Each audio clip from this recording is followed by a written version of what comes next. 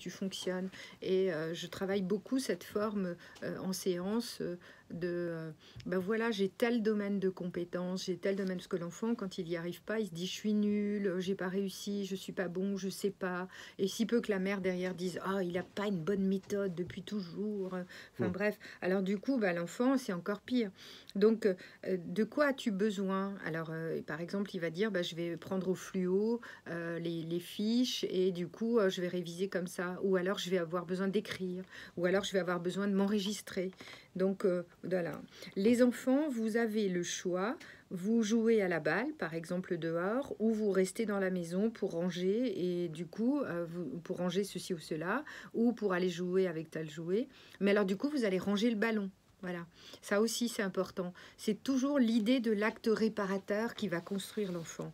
Et combien de fois je vois des mères, par exemple, quand les parents arrivent chez moi au cabinet, j'ai 3 caisses de jouets. Selon l'âge des enfants, il y a des caisses différentes. Et parfois, à la fin de la consultation, c'est les parents qui rangent la caisse. Alors très vite, j'arrête les parents en disant s'il vous plaît, est-ce que votre enfant pourrait ranger les jouets qu'il a utilisés pendant notre séance familiale? Ouais, et vous ne le demandez pas direct aux enfants? Non, je ne le demande pas aux enfants. Ouais, Non, parce que la nuance, je fais constater aux parents ce qu'il est en train de faire. Ouais. Et il ne le voit pas, hein, en fait. C'est vrai qu'il y a plein de parents qui ne voient pas. Il le fait tellement naturellement, voilà. Ou quand c'est l'hiver, voyez-vous, les parents arrivent. Bon, Sylvie, t'as entendu, elle t'a dit, Sylvie, que la consultation était finie. Donc, mets ton manteau. Alors, l'enfant, il est un peu sous le choc de tout ce qu'il a entendu, de ce qu'il jouait, de ce qu'il disait. Et puis, il enfile le manteau plus ou moins. Et là, la maman va le rhabiller complètement. Et alors là, je dis devant la porte, rappelle-moi quel âge tu as? Et là, l'enfant, il dit, j'ai 8 ans. D'accord. Et à 8 ans, tu sais pas mettre ton manteau tout seul ou le fermer? Bah si.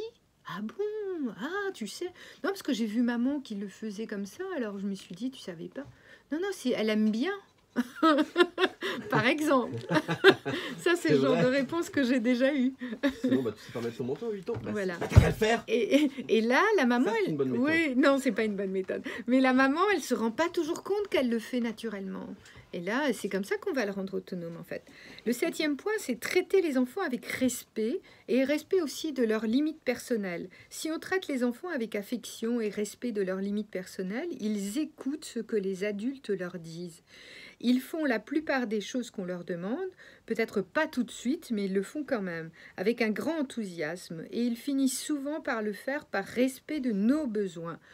Souvent, j'entends des parents qui disent en consultation « Tu travailles pour toi. Tu es au collège maintenant, tu comprends, tu travailles pour toi. » Alors ça marche pas. Mais l'enfant, il travaille aussi parce qu'il a besoin de cette reconnaissance. Et la première reconnaissance qu'il va avoir besoin, c'est celle des parents, le regard des parents. Toute notre vie, nous sommes en quête de la reconnaissance parentale. Toute notre vie.